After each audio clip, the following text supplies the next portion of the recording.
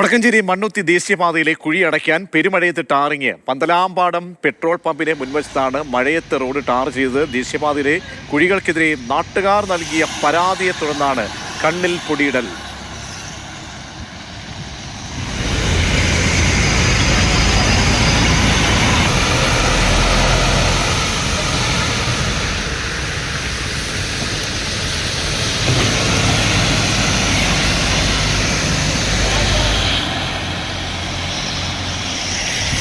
VS Google ചേരുന്നുണ്ട്. Google, നേരത്തെ തൃശ്ശൂരിൽ കണ്ട അതേ ഒപ്പീര് പണി ഇവിടെയും നടക്കുകയാണ്.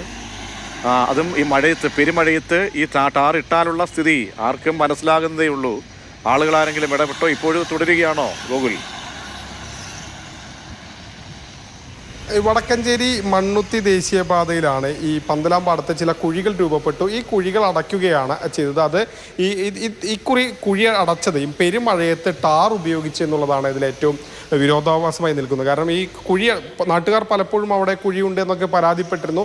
അതിനെ തുടർന്നാണ് കുഴി അടയ്ക്കുന്നത്. അങ്ങനെ ടാർ ഇട്ട് ആ കുഴി അടയ്ക്കുന്നു. പക്ഷേ അതിനൊക്കെ എത്രമാത്രം ആയുസ്സുണ്ടാകുമെന്നുള്ളൊരു വലിയ ചോദ്യമാണ്. കാരണം പെരുമഴയത്താണ് ആ കുഴിയിൽ ടാറ് ഒഴിച്ച് ഈ കുഴി മൂടുന്നത്.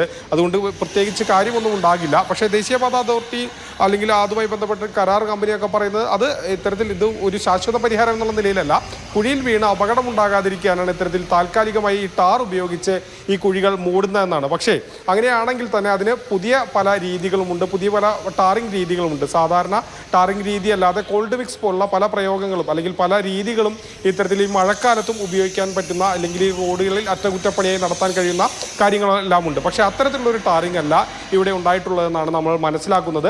സാധാരണ നിലയിലുള്ള ടാറിംഗ് ആണ്. അതുകൊണ്ട് കാര്യമായ പ്രയോജനമൊന്നും ഉണ്ടാകില്ല. കാരണം ഒന്നുകൂടി മഴ ശക്തമാകുമ്പോൾ ഒരുപക്ഷെ ഇന്ന് വൈകുന്നേരം തന്നെ ആ കുഴികൾ വീണ്ടും അവിടെ രൂപപ്പെട്ടു എന്ന് വരാം. കാരണം ഈ ഇത്തരത്തിലുള്ള ടാറുകളൊന്നും തന്നെ അല്ലെങ്കിൽ ടാറിംഗ് ഒന്നും തന്നെ റോഡിൽ നിൽക്കുന്ന ഒരു സ്ഥിതിയല്ല. ആ കുഴികൾ വന്ന സ്ഥലങ്ങളിൽ കരാർ കമ്പനി ഇത്തരത്തിൽ ടാർ ഉപയോഗിച്ച് താൽക്കാലികമായി മൂടിയെന്ന് മാത്രം.